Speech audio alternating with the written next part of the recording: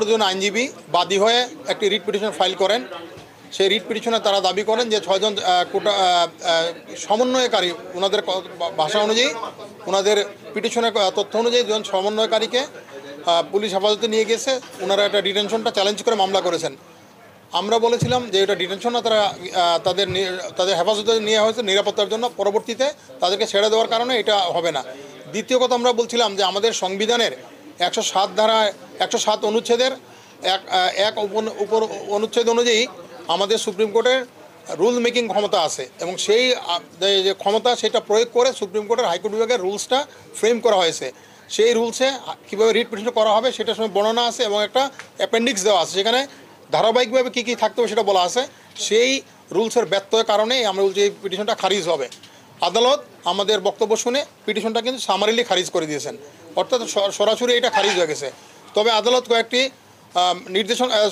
Observation দিয়েছেন, not নির্দেশনা, ওনাদের পর্যবেক্ষণ যেটা করছেন সেইটা আদালত বলছেন যে আইন যেটা আছে আমাদের দেশে, সেই আইন অনুযায়ী বা সংবিধান অনুযায়ী প্রত্যেক নাগরিকের সভা সমিতি করার অধিকার আছে শান্তিপূর্ণভাবে, এবং তারা শান্তিপূর্ণভাবে সেটা করতে পারবে। তাদের শান্তিপূর্ণ সভা সমিতি করার তাদের অধিকার আছে। তবে আদালত যেটা সবচেয়ে বেশি গুরুত্বপূর্ণ যে অবজারভেশনটা দিয়েছেন সেটা হচ্ছে, যদি কোনো সভা সমাবেশ থেকে কোনো ধরনের সহিংসতা বা অরাজকতা বা উশৃঙ্খলা সৃষ্টি হয়, সেই ক্ষেত্রে পুলিশ আমাদের দেওয়ানি ফৌজদারি কার্যবিধির 127 থেকে যে বিধানগুলো রয়েছে সেখানে, এবং পিআরবি যেটা আছে পুলিশ রেগুলেশন অফ বেঙ্গল, সেইটার 153 থেকে 56 পর্যন্ত যে বিধানগুলো আছে সেই বিধানগুলো, অর্থাৎ এখানে যেগুলো আছে যে তারা লেথাল আর্মস, তারা ফায়ার আর্মস এগুলো ইউজ করতে পারবে যদি প্রয়োজন হয়, সেগুলো তারা করতে পারবে। তো বলছে এটা করার সময় তারা যেন সতর্কতা তারা যেন এটা আইন অনুযায়ী এটা করতে পারবে, আইন যেন মেনটেন করে এটা।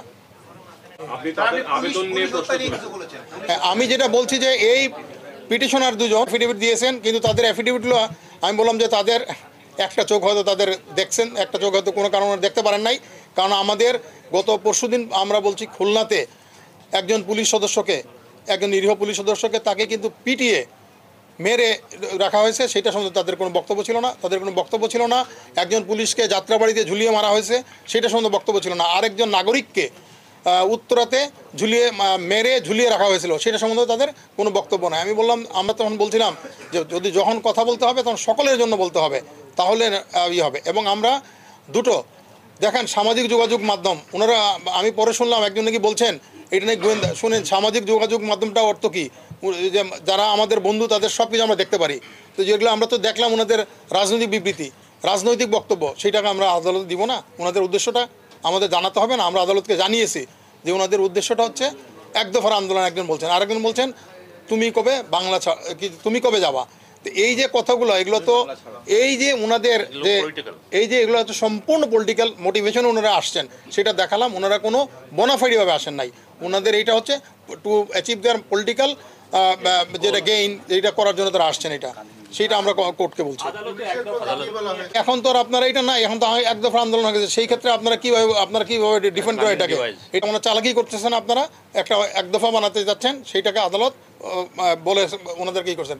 আমি আজকে আরেকটা কথা বলছি, আজকে যে ইংল্যান্ডে, আমি শেষে আপনারা হয়তো খেয়াল করেছেন, ইংল্যান্ডে কিন্তু গতকালকে বিভিন্ন জায়গায় আগুন ধরানো হয়েছে, মারামারি হচ্ছে, পুলিশ ওইখানে কিন্তু পুলিশ শক্তি প্রয়োগ করছে, এবং ওনাদের যে ব্রিটিশ প্রধানমন্ত্রী উনি পুলিশের সাথে কথা বলছেন তোমরা তোমাদের কাজ করো, আইন অনুযায়ী কাজ করো, সেইটা আমি কোর্টকে বলছি। অর্থাৎ সব দেশেই পুরো পিটিশনটা রিজেক্টেড, সামালি রিজেক্টেড, এটা তো আর কিছু নাই।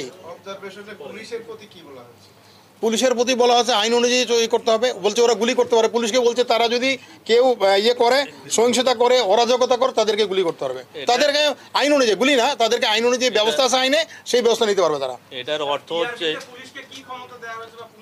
পুলিশে ফৌজদারি কার্যবিধিতে আছে এবং পিআরবিতে আছে।